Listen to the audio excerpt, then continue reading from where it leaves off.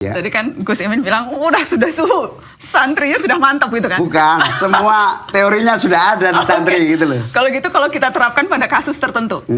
Karena Mas Anies di UI, di Visipol UI waktu itu kuliah umum, sempat mengatakan soal kualitas demokrasi Indonesia yang turun. Dan memberikan contoh seperti ini. Ada banyak warga menggunakan Konoha hingga Wakanda saat menyampaikan kritik. Dan itu self-censorship.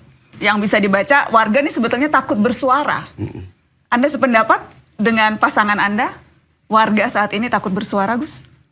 Saya justru bukan dengar dari Mas Anies ini. Saya baca di semua dialektika di sosial media, Wakanda sama apa?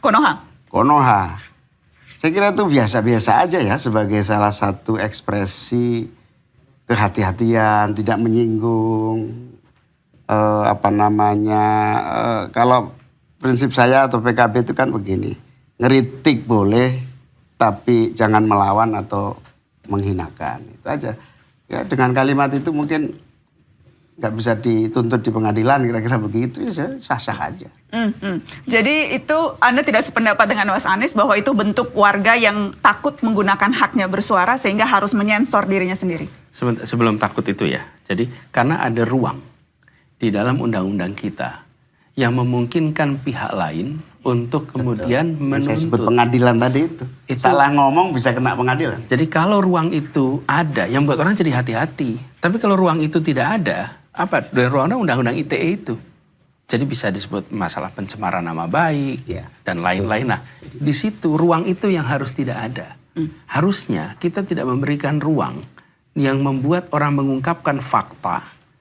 Dan fakta itu tidak menyenangkan atau menunjukkan hal yang tidak baik, lalu dianggap sebagai pencemaran nama baik.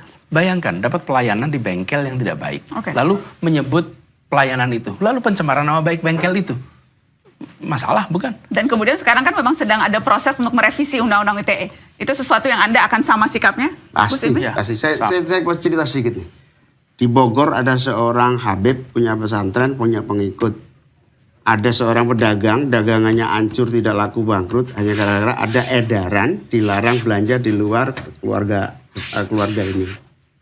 Dia main di sosmed, tidak menggunakan kata-kata kode, langsung tunjuk saya bangkrut gara-gara ini, di penjara langsung. Nah, itulah bukti fakta bahwa tidak mudah menyatakan sesuatu, protes. Penjara anak ini, sampai sekarang saya berusaha menolong ini. Ini nggak salah apa-apa ini anak, karena hidupnya dari dagang kelontong tahu-tahu ditutup gara-gara pengikut-pengikut. Ini nggak fair undang-undang kita itu.